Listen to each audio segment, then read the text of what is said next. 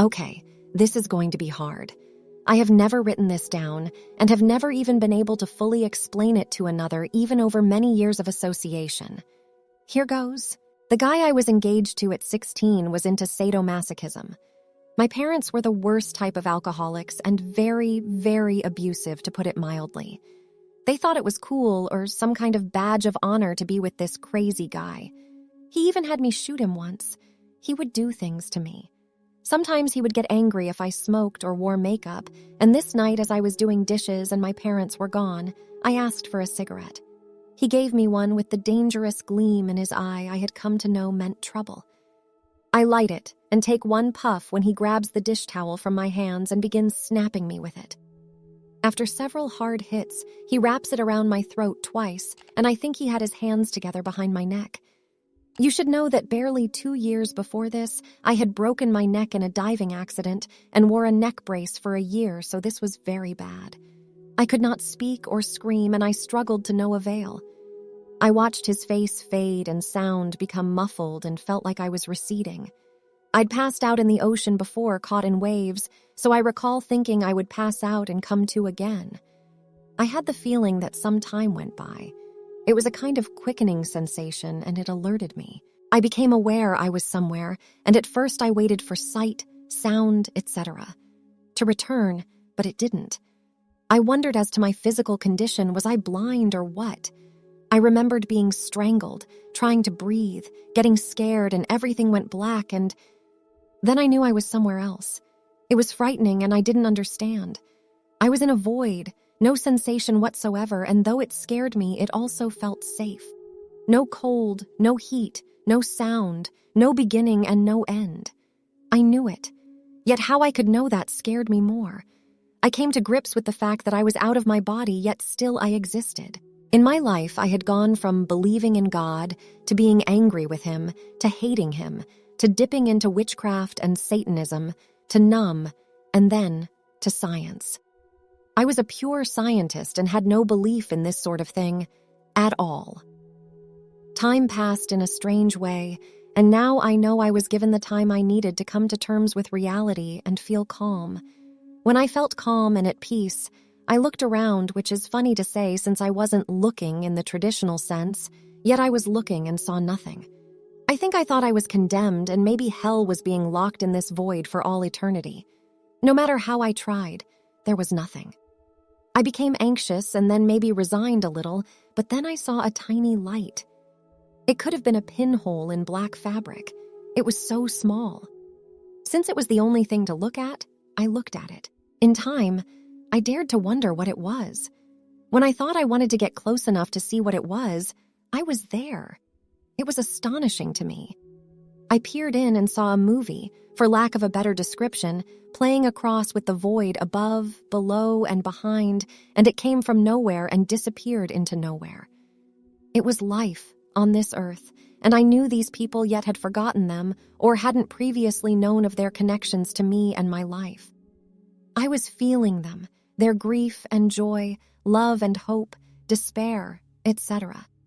I was paralyzed, overwhelmed with a tsunami of emotions, thoughts, and dreams, theirs and my own as they were at the time.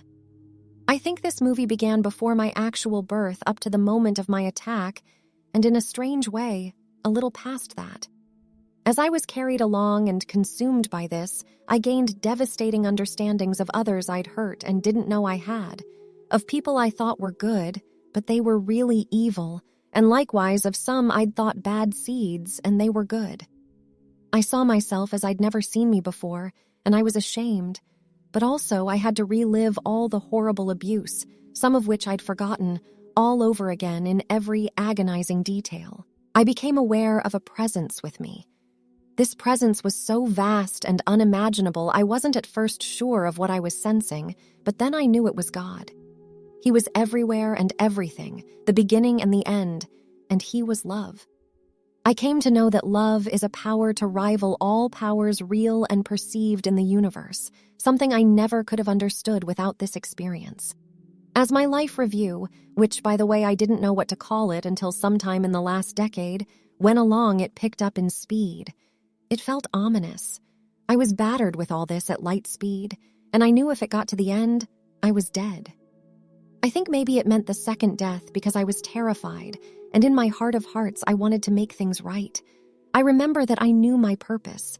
I knew all the answers to my questions, and I remember I knew I had not done what I was supposed to. It wasn't all my fault, but I did not find myself blaming others, immersed as I was in total truth. I have often said to others, I would rather stand stretched naked in front of the whole world than go through this. There is nowhere to run to, nowhere to hide. I began to pray, and it felt like my eyes were closed, my hands clasped, and I was on my knees begging God for another chance. I told him I would live through all of it again, 10 times over, for another chance. Understand the gravity of that statement. It's not like saying to someone here and now, I'd do it again. It's much more profound with an inescapable impact. I peeked at this movie from moment to moment thinking, if it was slowing down, that would mean I would pop back into my life in that moment, and it didn't matter if I was back as a 2-year-old, a 10-year-old, or even older than I was when this event took my life. It sped along faster than seemed possible, and I was assailed with the force of it. Suddenly, I knew I had reached the end. I felt older, much older, almost like I went farther than my 16 Earth years. I felt like I was dropping off into the void, and I thought I was lost, not forgiven, condemned. Still, I waited, holding my breath in a way, eyes closed, fear and dread filled me, and I could not bring myself to look or listen. It seemed like a long time went by, and then I did have a slight sensation of moving, and I recall thinking I was moving very fast toward a destination, but I didn't have the traditional references like objects or light or feeling air go by.